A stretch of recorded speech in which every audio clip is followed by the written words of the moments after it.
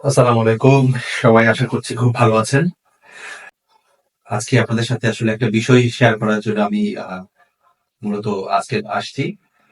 আমরা আসলে স্টাডি করার সময় অনেক সময় আমরা জেনেছি প্লাস আমাদেরকে ইউনিভার্সিটিতে পড়ানো হয়েছে বিজনেস স্ট্র্যাটেজি।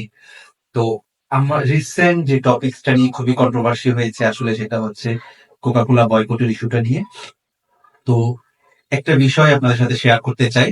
সেটা হচ্ছে অ্যা আমাদের মনে আছে হয়তোবা আমরা সবাই জানি যে আরএফএল একটা মগের এই একটা অ্যাড করেছিল।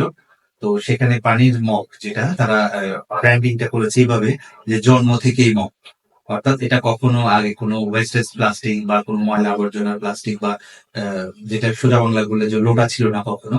তো সেটাকে মডিফাই করে কখনো আসলে মগ করা হয়নি। তো এটা জন্ম থেকেই মগ ছিল। এই পজিটিভ মার্কেট ইম্প্যাক্টটা আসলে সবাইকে খুব ভালোভাবে টাচ করেছিল। যার কারণে আরএফএল এর ব্র্যান্ডিংটা খুব ভালোভাবে সাধারণ মানুষ খুব সহজে অ্যাকসেপ্ট করে নিয়েছে। এবার যদি আমরা কোকা-কোলার দিকে তাকাই, আসলে এই কোকা-কোলা বয়কট ইস্যুটা কোনো ন্যাশনাল ইস্যু না। এটা হচ্ছে মূলত সিম্পিথির জায়গা থেকে সাধারণ মানুষই এটা বয়কটটা করেছে। তো ম্যাস একটা পিপল আসলে কোকা-কোলা বয়কটের পক্ষে ছিল। একটা সময় মানুষ ভুলেও যাচ্ছিল আসলে। ঠিক এমন সময় কিছু রং পারসন দিয়ে আসলে প্রমোশনাল অ্যাডটা করানো হয়।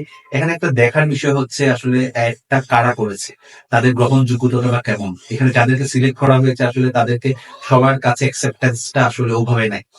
তার উপর ওরা সাধারণ মানুষকে আসলে ইনসাল্টিং করে কথাটা বলেছে, যেমনটা বলেছে যে আগে খেয়ে তারপর সার্চ দাও। আর এটা ওখানকার ইয়া না, মানে খুব ইনসাল্ট করেছে আসলে সাধারণ মানুষকে। তো আমরা যারা স্টাডি করি প্লাস যারা মার্কেটিং নিয়ে পড়াশোনা করে বিজনেস স্টাডি নিয়ে পড়াশোনা করে, তো এটা একটা এক্সাম্পল হিসেবে থাকবে যে আসলে ভুল সময়ে ভুল সিদ্ধান্তটা কতটুকু ক্ষতি হতে পারে তার একটা লাইভ এক্সাম্পল হচ্ছে কোকা কোলা। তো আমার মনে হয় এটার জন্য তাদের একটা খুব ভালো সাফার হতে হবে এটার জন্য। আহ পাশাপাশি যে সকল ব্র্যান্ডেড কোম্পানি মার্কেটে আছে তারাও এখান থেকে একটা লার্নিং হিসেবে নিতে পারে।